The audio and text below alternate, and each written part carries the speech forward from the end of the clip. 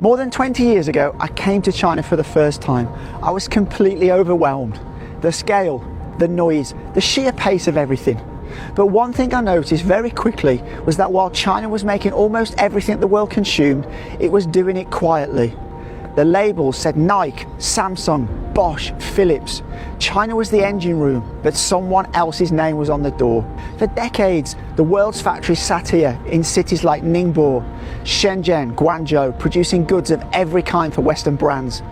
The arrangement made obvious economic sense. China supplied the labour, the scale, the logistics. The Western companies supplied the brand, the marketing and the margin.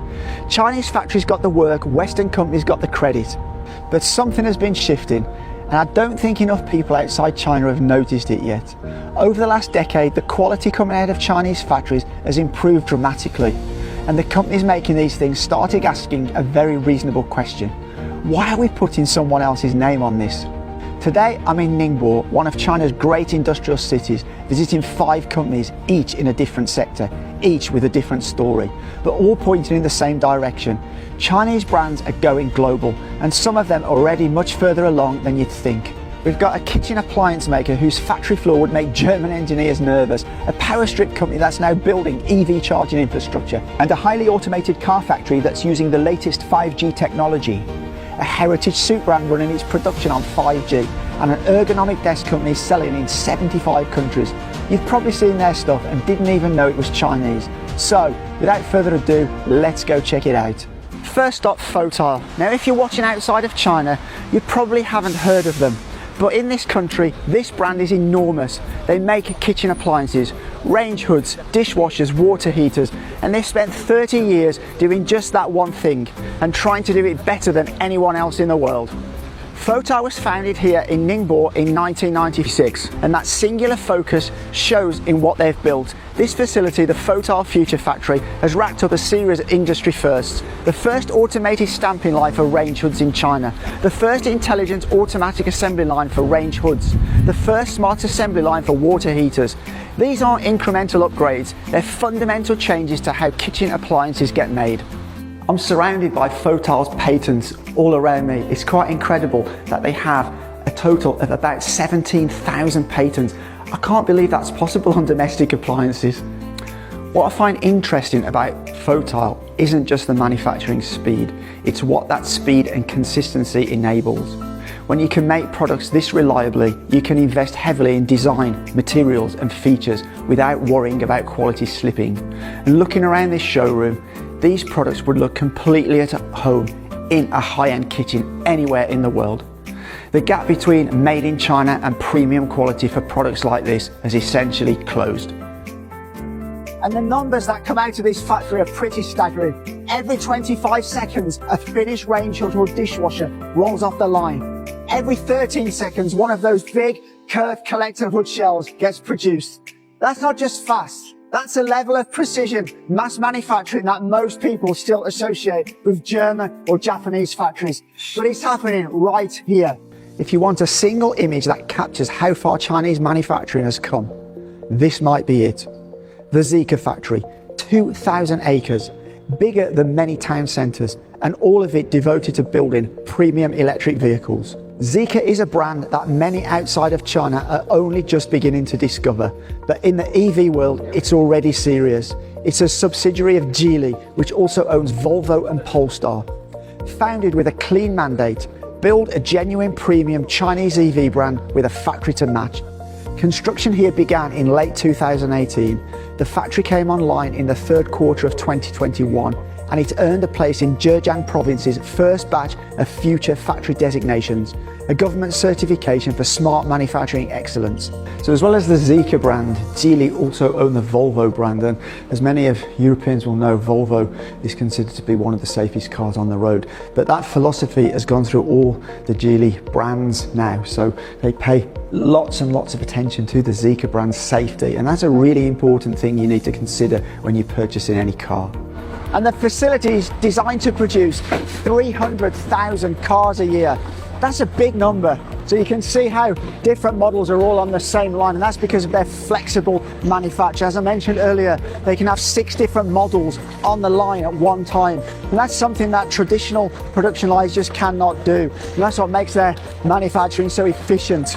The final assembly shop is where I think the story really gets interesting. It's set up for full C-to-N production, customer to manufacturer, meaning each car is essentially built to a specific customer's configuration.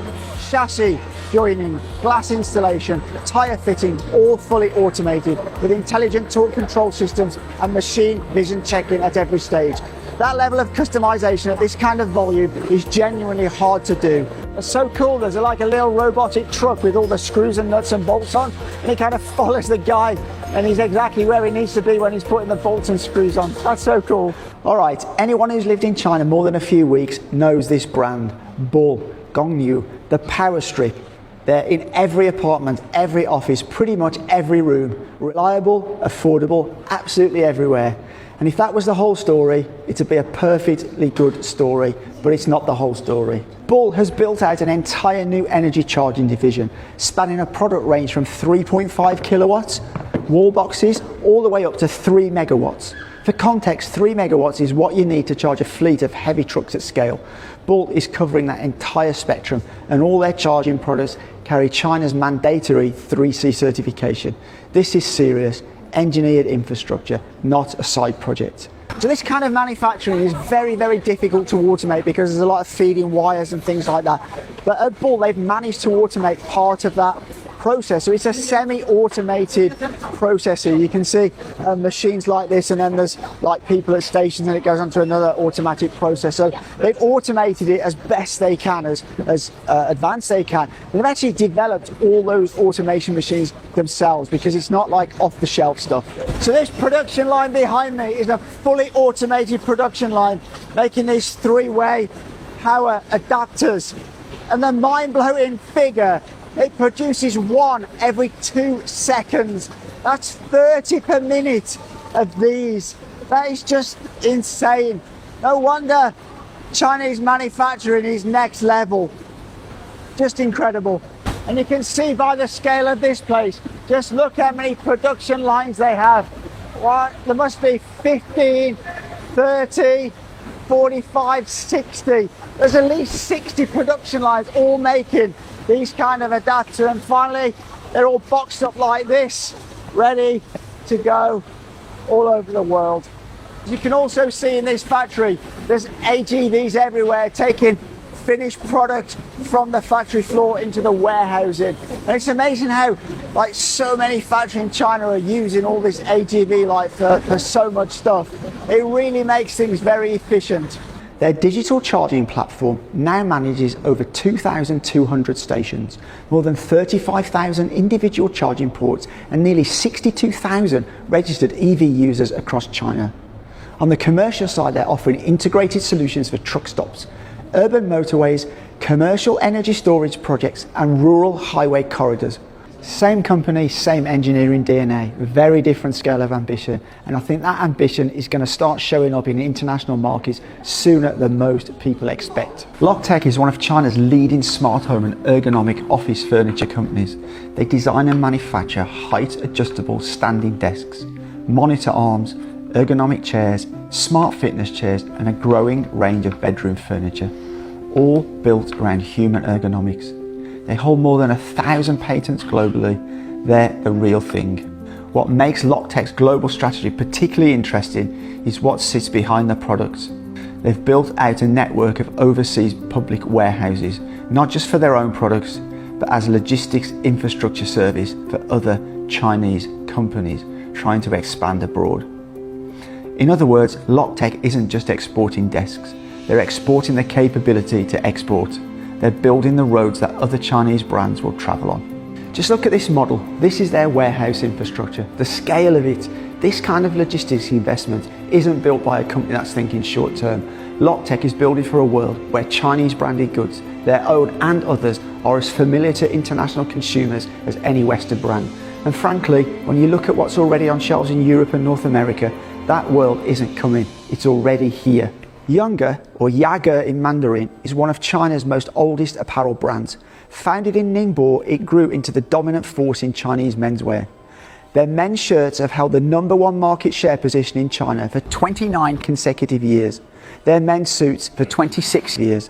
In any market, in any product category, that kind of sustained market leadership is an extraordinary achievement. The product quality here is genuinely high. Good fabrics, proper construction, the kind of attention to detail you'd associate with established European tailoring brands at a similar price point. But the challenge for Younger, and for Chinese apparel brands generally, is that fashion is deeply cultural. International brand recognition in clothing takes decades to build. People have to actively want to wear your label.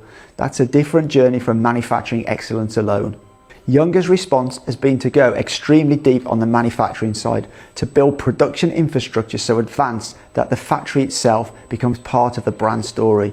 They've been investing heavily in smart manufacturing and new retail transformation, building 5G connected production facilities and pursuing future factory designation. This wall behind me is the 5G Smart Factory Data Center, real-time production monitoring across the entire facility. A traditional suit manufacturer running on this kind of digital infrastructure with this level of visibility into every stitch, it's a combination you generally wouldn't have expected to see, even 5 years ago. The international apparel market is a real tough one for any new entrant, but Younger has something most newcomers don't. 29 years of proven market leadership, deep manufacturing expertise, and the patience that comes with it. And after all that amazing manufacturing, this is where it ends up, already unpacked, waiting to go to a store or to the customer. And for me, it's fascinating seeing this. It's hard unless you come here to imagine manufacturing of suits, bespoke suits on such a massive scale. You know, this place runs like this day after day after day, and you can just see the amount of products going around. It's just mind-blowing. So when all those goods are manufactured in the factory, once they leave the factory, where do they go? Well, they come to a port like this here in Ningbo. This is not just any port. This is the largest port in the world by cargo. In 2025, it handled 1.4 billion tons of cargo. That is absolutely massive. It has a total of 190 berths and can handle some of the biggest cargo container ships in the world, because it's also a deep water port. As well as that, it has ro-ro facilities, roll-on, roll-off car ferries. So a lot of the car exporters, like the Zeekr factory we went to, their cars will come here and go on to ferries to go to other countries around the world. What's changed, and what these 5 companies represent, is that Chinese manufacturers have stopped being content with that arrangement. Fotile decided they wanted to be the world's best kitchen appliance brand, not just make kitchen appliances for other brands. Bull decided the transition to electric vehicles was an opportunity, not a threat. Zeekr decided that premium and Chinese didn't have to be a contradiction. And Younger decided that a 5G smart factory was part of what a suit brand needed to look like in 2026. And Loctech decided that building global logistics infrastructure was as important as building good products. 20 years ago, Made in China was a label that said affordable. Today, sitting here, having spent the week inside these factories, I think it's becoming a label that says something else entirely. Let me know in the comments what you think. Which of these 5 companies surprised you most? And if you want to see more from Ningbo and beyond, hit the subscribe button. There's a lot more of this story to tell. But as always, from Ningbo, for now, take care.